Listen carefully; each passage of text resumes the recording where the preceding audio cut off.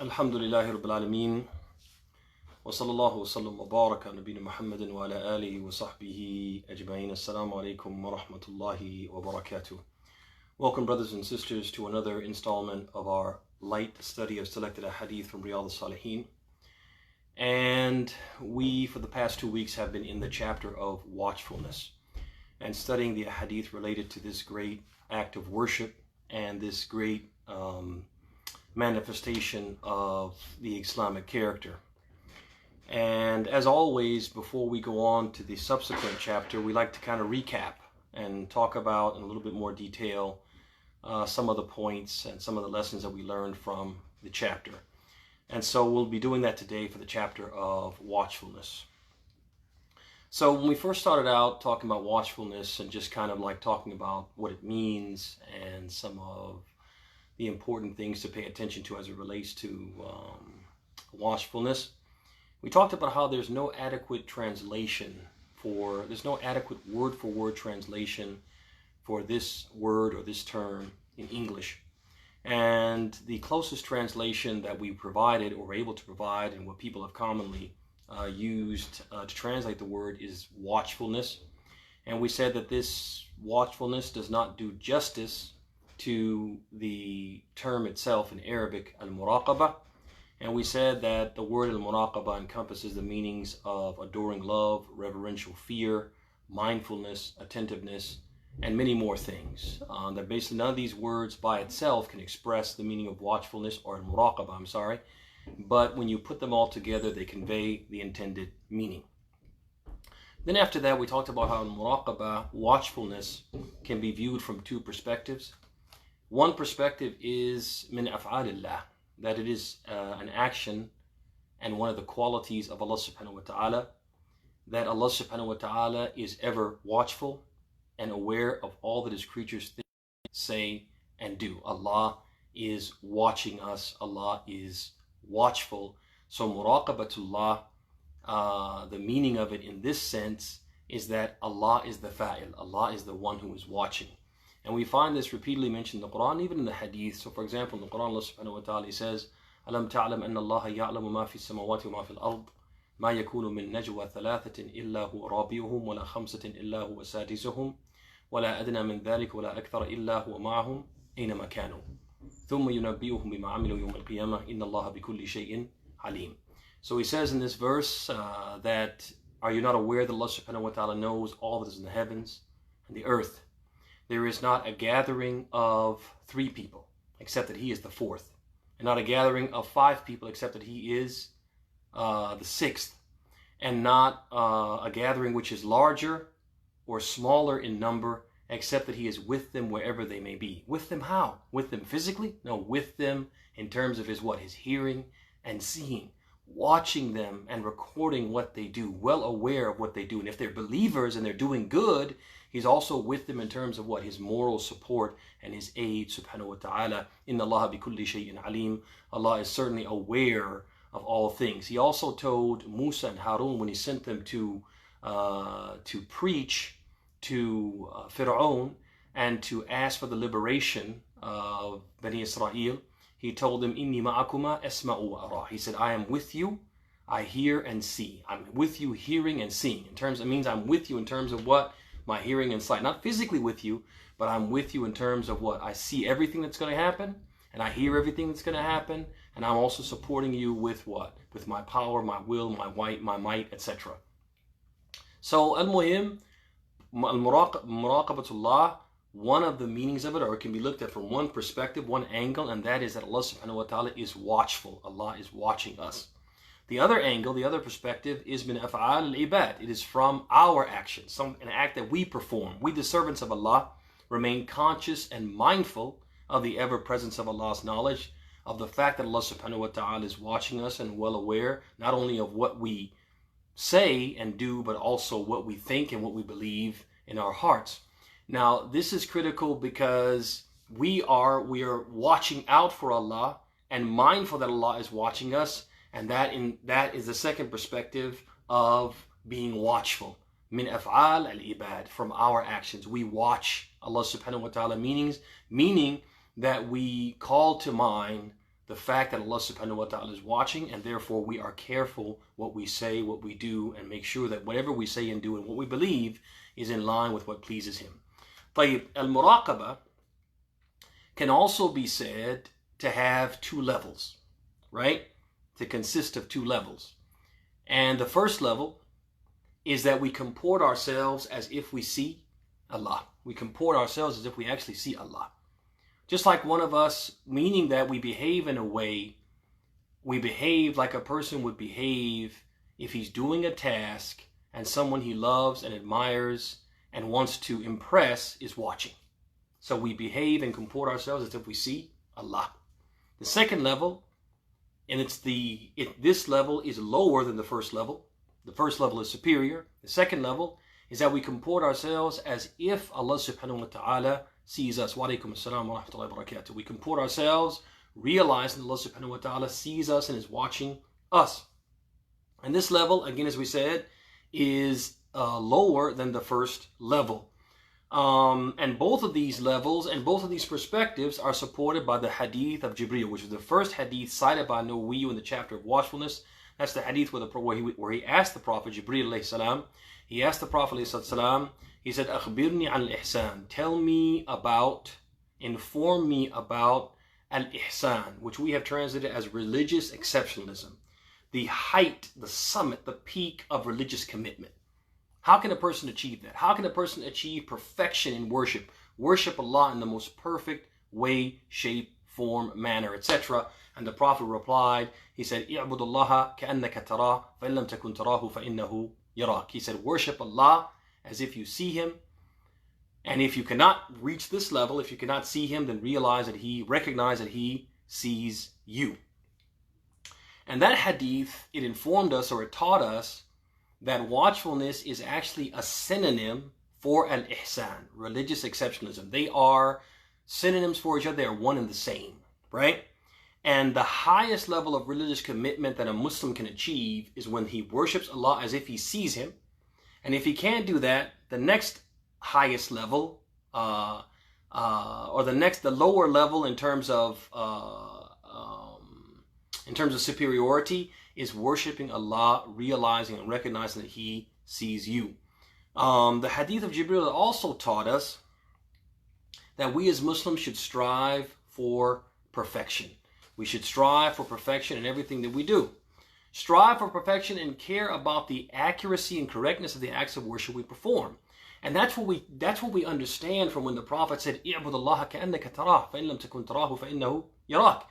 He said, worship Allah as if you see Him, meaning hubban fil isaba, meaning you worship Allah loving that you worship Him in a way that is going to please and impress Him, that is going to earn you His pleasure. Hubban fil isaba. Like we said, this first and higher and superior level of al-ihsan is when we worship Allah like a person doing a task for knowing that someone he admires and respects and looks up to is watching. And so we're worshiping Allah as if we see Him, meaning what? Hubban fil isaba. Loving, hoping, desiring that we do it right and do it correctly and do it perfectly. So what? So that He is pleased, so that He is satisfied, so that He is impressed, right? And so obviously the end outcome is al-ihsan, perfection. Your worship is going to be what? It's going to be perfect. Why? Because you're trying to do it so well and so perfectly that it'll please Allah, it'll impress Allah, it'll earn you His praise.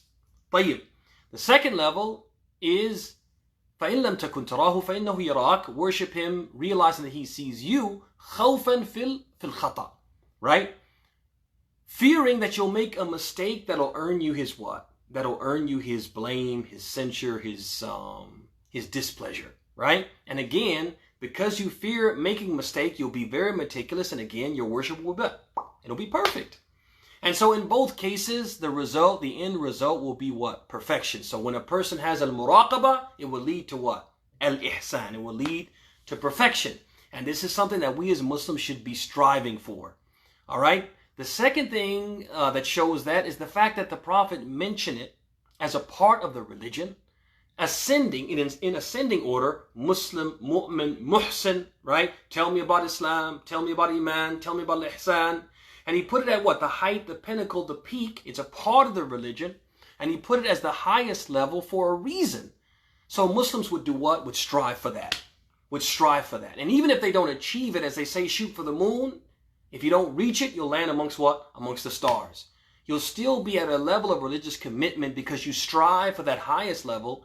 You'll be at a level of religious commitment that will definitely earn you Allah's pleasure and spare you His punishment. Then another thing that we learned from our discussions about watchfulness and the hadith that we learned that relate to this topic was the reward for watchfulness is Jannah, is paradise, and seeing the face of Allah in the hereafter. And we mentioned the ayah where Allah subhanahu wa ta'ala says, لِلَّذِينَ أَحْسَنُوا الْحُسْنَى وَزِيَادَةً. Allah subhanahu wa ta'ala says, for those who practice this ihsan, practice this watchfulness, right? They worship Allah on this level, at this, to this degree, to this extent. For them is al-husna. They will have what? They will have good, and that's paradise. We said al-husna in this ayah refers to what? Paradise. Allah is promising paradise for the people who develop this quality and observe this character, this Islamic character of watchfulness, right? Waziyada, and more than that. And the more, as the Prophet mentioned in the hadith, is seeing the face of Allah Azza wa Jal in the hereafter. And so this is what we stand to gain. This is the reward if we can practice and inculcate and embody this quality and character of being watchful of Allah subhanahu wa ta'ala. Another thing we learned is that the quality of watchfulness should accompany, the quality of watchfulness should accompany us wherever we go. Regardless of the space, regardless of the time and space in which we find ourselves, we as Muslims should be ever watchful of Allah subhanahu wa ta'ala, Allah Azza wa Jal. There is no time and no space in which we should put down, right? Put down watchfulness, set it aside. As the Prophet said in the hadith of Mu'adh, which is one of the hadith that we studied, the hadith in which he told Mu'adh as he was going, sending him off to Al-Yemen, to a non-Muslim land at that time, he told him, ittaqillah haythuma kunt. Fear Allah, be watchful of Allah, be ever vigilant regarding your religion. Be ever observant of your religious principles. Maintain your religious integrity wherever you may be, regardless of the circumstances. Ya Mu'adh. And so this is important because we as Muslims, we as a Muslim minority here in America, may be tempted to follow the philosophy that says, when in Rome, do as the Romans do. And basically start to compromise our religious principles and to betray our religious integrity. We may be tempted to do that. We may even feel pressured to do that. But this hadith is telling us, remain watchful. Don't think that you can set watchfulness aside and that you can start to ignore the fact that Allah is watching. That you can allow yourself to descend from the level of worshiping Allah as if you see Him. Because why? Because of where you are. No matter where you are, you should maintain your vigilance and remain watchful and mindful of Allah subhanahu wa ta'ala. We also learned from the hadith of Ibn Abbas that if we are watchful of Allah, if we do this as another incentive for us to be watchful of Allah, and that is that if we're watchful of Allah, Allah will watch out for us. Allah will watch out for us. Allah will protect us and look after us. The hadith says, احفظ الله يحفظك. احفظ الله تجده أمامك. تعرف على الله تعرف إلى الله في الرخاء يعرفك في الشدة. Right? يعرفك في الشدة. He said, safeguard Allah. And we said the meaning of safeguard Allah is basically be watchful of Allah. Be mindful of Allah. Safeguard Allah and He will safeguard you. He will look after you. He will protect you. Right? Safeguard Allah and you will find Him in front of you. Know Allah in prosperity. Allah will know you in adversity. Know Allah in the good times. Allah will know you in the bad times. All of that goes back to what? Being watchful, being vigilant. And we talked about how this being vigilant, based upon this hadith, it procures for us a safeguarding from Allah in a material sense. He'll safeguard us physically, safeguard our persons, safeguard physically the people that we love. He will safeguard our wealth, safeguard our property, right? But we said also, which is more important, he will safeguard us spiritually. This is so important, that if Allah leaves us to our own selves, right? Leaves us to on our own recognizance and entrusts us to try to make our way in this world, following his religion and not straying. If Allah doesn't guide us and protect us from going astray, we'll go astray. It's going to happen. And so when the Prophet said, "Ihfadillah yahfadak," safeguard Allah, Allah will safeguard you. Be vigilant, be watchful, be mindful of Allah, and he will look out for you. It doesn't just mean material, it also means spiritually. Allah subhanahu wa ta'ala will place a barrier between us and anything that might corrupt our faith and cloud our judgment, cloud our religious judgment. Cause us to see truth as falsehood and falsehood as truth. Allah will protect us from that. Why? How? By being watchful of him. By being the people who worship him as if we see him. And if we can't do that, at least we worship him realizing that he sees us. We also said that when the Prophet said, "Ihfadillah tajiduhu amamak," safeguard Allah and you will find him in front of you, it means that Allah subhanahu wa ta'ala will be with you in every single situation like a shield. Like a shield. Think about it, brothers and sisters. If Allah is with you, who can be against you? Who can be against you? Who can harm you if Allah is shielding you from their harm? If he's surrounding you with his protection?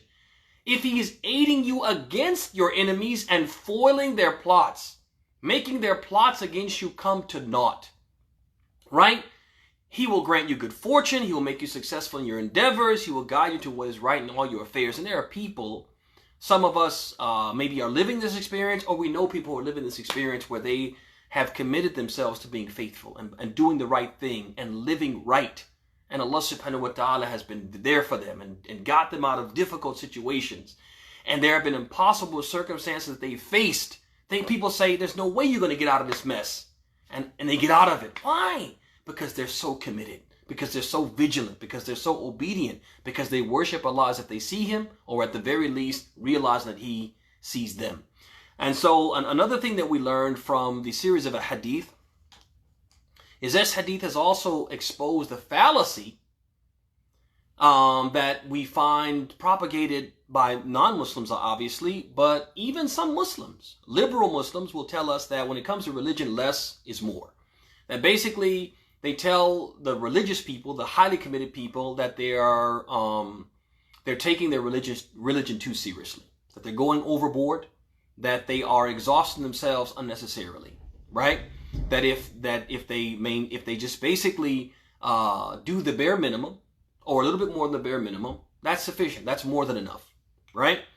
And that we don't need to be taxing ourselves and also denying ourselves many of the benefits of this world, because we are being so committed that our commitment comes between us, or serves as a barrier between us and many of the fruits and many of the good things of this worldly life.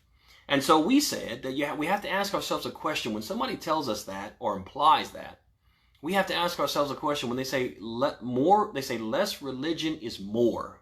More what? Is it more of what matters? Because this hadith, a hadith which came to us from a Sadiq al-Masduq, Sadiq, the one who always spoke the truth, never said anything false, al-Masduq, who everything that was told to him, including this hadith, was truthful, right? He was never lied to by Allah subhanahu wa ta'ala. The Sadiq al-Masduq, the Prophet Muhammad is telling us that the more religious we are, the more committed we are, the more blessings we will get from Allah. The more protection we'll get, the more safeguarding we will get, the more he will help us in our endeavors and put a barrier between us and losing our faith, etc. Just the Prophet is just piling on and telling us all the benefits and blessings we stand to gain. From what? From being more religious. So this is refuting the idea that when it comes to religion, less is more. Unless the person means more of the dunya. Certainly, if a person compromises their religious principles and betrays their religious integrity, and they do things that are haram because they will benefit in this world, yeah, they'll get more dunya. But what will be the end result in the hereafter? What will be the end result as it relates to their deen? If we are saying that the deen is what's most important to us, the deen is what matters, then we have to understand when it comes to seeking the benefits and blessings in the hereafter, and even the benefits and blessings, the truly beneficial things in this world, then more religion means what? Means more of those things. As the Prophet said in this hadith, the hadith of Ibn Abbas. But thumma ba'd dhalik, we also learned that there is a standard for al-muraqabah. That the muraqabah, how much is enough? How much is too much? Answering that question is not something which is relative. It's not something which is up to me. It's not something that's up to you. It's something that is determined. It's been predetermined. There's a standard that's been set. And we need to try to meet that standard. And we learned that from the hadith, or the athar, the statement of Anas ibn Malik, who was speaking to some people who were in the time in which he lived, long after the passing of the Prophet ﷺ, when people had begun to change. And they had begun to deviate in terms of practicing certain heresies, certain innovations, and also deviate in terms of their moral character, that they started to engage in certain immoral activities. So Anas was basically admonishing them in that athar, and he said, إِنَّكُمْ لَتَعْلَمُونَ أَعْمَالًا هِيَ أَدَقُّ فِي أَعْيُنِكُمْ مِنَ الشَّعْرِ كُنَّا نَعُدُّهَا عَلَى عَهْدِ رَسُولِ اللَّهِ صلى الله عليه وسلم مِنَ الْمُوبِقَاتِ. He said that you people of this time, you are doing things that in your mind, they are very trivial. They're insignificant. They're as insignificant as what? As a hair, a strand of hair. To you, you're like, what's the big deal, right? كُنَّا نَعُدُّهَا عَلَى عَهْدِ رَسُولِ اللَّهِ. But these same actions that you guys are doing, we, the companions of Muhammad, used to consider these deeds from al-mubiqat, from the very egregious acts or deeds and highly punishable deeds, right? We used to consider these from what? From the major sins, basically. So now this is significant because what is Anas telling us in a roundabout way? That our level of muraqabah, our level of vigilance, our level of religious commitment is the standard.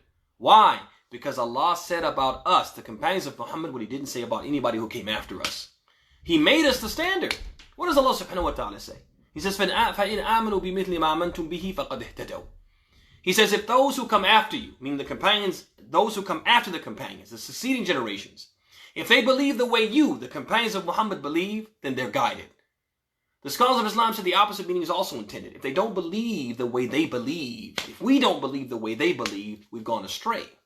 He also said in the other ayah, he said, السابقون الأولون من المهاجرين والأنصار والذين تبعوهم بإحسان رضي الله عنهم ورضوا عنه. He said those forerunners, the first and foremost to accept Islam from the muhajirin, the immigrants, and the ansar, the helpers, right? وَالَّذِينَ تَبَعُهُمْ بِإِحْسَانٍ. Allah is pleased with them, and He'll also be pleased with those who came after them. رَضِيَ اللَّهُ عَنْهُمْ وَرَضُوا عَنْهُ. Allah will also be pleased with those who came after them if they follow those first Muslims, the early Muslims, bi-ihsan, in the best way. So Allah subhanahu wa ta'ala has made Him being pleased with us conditional, predicated on us following in the footsteps of the early Muslims and treating them as the gold standard, right? When it comes to religious matters. And so Anas is just echoing what Allah said, that the standard has been set. And we as Muslims who come after the companions need to follow what? We need to try to meet that standard. As it relates to all things, specifically here, al-muraqabah, religious exceptionalism, vigilance, mindfulness of Allah subhanahu wa ta'ala. There's a couple of points here that we can take from that athar, and I want to mention those ala ujala. The first one is that when it comes to religious matters, generally speaking, the companions of Allah's Messenger are the gold standard. So we must measure ourselves by them, not by our own standards or those of our contemporaries. We need to stop saying everybody's doing it. Well, everybody's doing this. Well, you brother, you know we're not supposed to be doing it. Well, everybody's doing it. We need to stop doing that. We need to stop setting our standards so low that if other people do something and we know it's wrong, we're told it's wrong, The evidence is provided for us showing this wrong. Our answer will be, well, everybody else is doing it. We make our standard for vigilance what other people are doing who are impious. No. Our standard is the companions of Muhammad ﷺ, as Anas alluded to in this athar. Also, just because we think a matter is not a sin, or that it's a minor sin, or it's of little significance, it's trivial, that doesn't mean that it is. We have to stop making ourselves the yardstick. The Quran, the Sunnah, and the understanding of the companions, that's the yardstick, that's the standard. That's how we determine if something is minor or major, a big deal or not a big deal. And that's what Anas is alluding to when he says, كُنَّا نَعُدُّهَا عَلَى أَهْدِ رَسُولِ اللَّهِ مِنَ الْمُوبِقَاتِ. We consider these types of things during the time of the Prophet ﷺ from the major sins and highly punishable deeds. Last but not least, I want to close by saying that another thing that we learned from our study of the chapter of watchfulness is that true wisdom and watchfulness go hand in hand. True wisdom and watchfulness go hand in hand. And we mentioned the hadith where the Prophet ﷺ said, Al-Kayyis man dana nafsahu wa amila lima ba'da al-maut wal-ajiz man atba'a nafsahu hawah man atba'a nafsahu hawaha wa tamanna ala Allah. He said that the intelligent person, the smart person, the wise person from the Islamic perspective is the one who surrenders himself to his religion, right? He lowers himself to be a follower of the deen of Allah. وَعَمِلَ لِمَا بَعْدَ الْمَوْتِ. And he works for the hereafter. He puts the hereafter he puts the hereafter in his sights and doesn't take his eyes off the prize. I'm trying to get to Jannah, I'm trying to get to paradise, and I'm going to do the deeds I need to do to get there. That's the person who's what? Wise in Islam, from the Islamic perspective. Wal-ajiz, the foolish person, the person who has no wisdom whatsoever, is the one who atba nafsahu hawaha, the one who surrenders himself to his desires. وَتَمَنَّ عَلَى اللَّهِ. And he wants to get something from Allah that he hasn't earned. He hopes to receive, wa alaikum salam wa rahmatullahi wa barakatuh. He wants to receive something, he expects to receive something from Allah that he hasn't earned. That's the person who's what? He's foolish.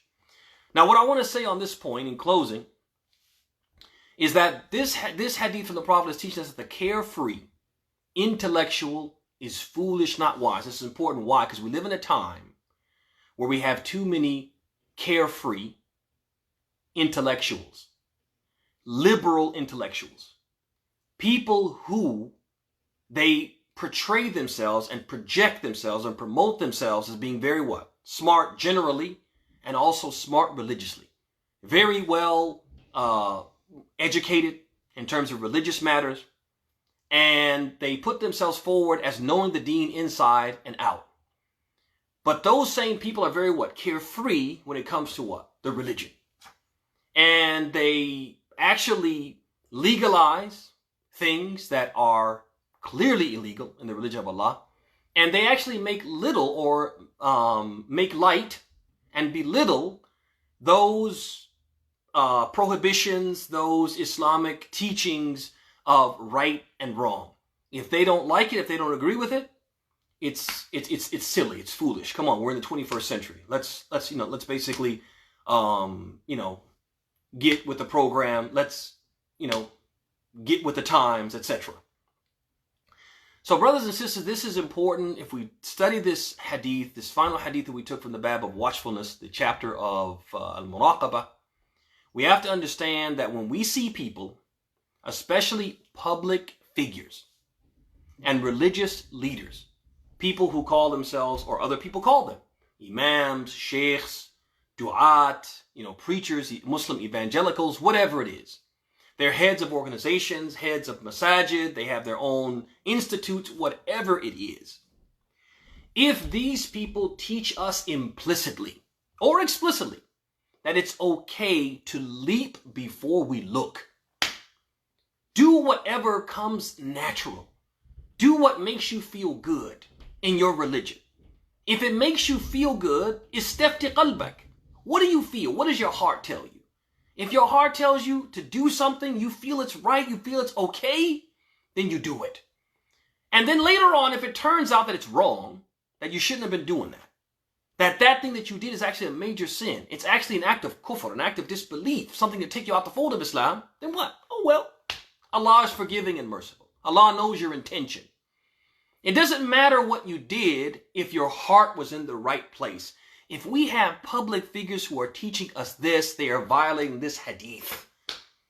They're living in contradiction to this hadith. They're teaching in contradiction to the words of Rasulullah. Al-Kayyis man dana nafsahu wa amil lima ba'da al-maut.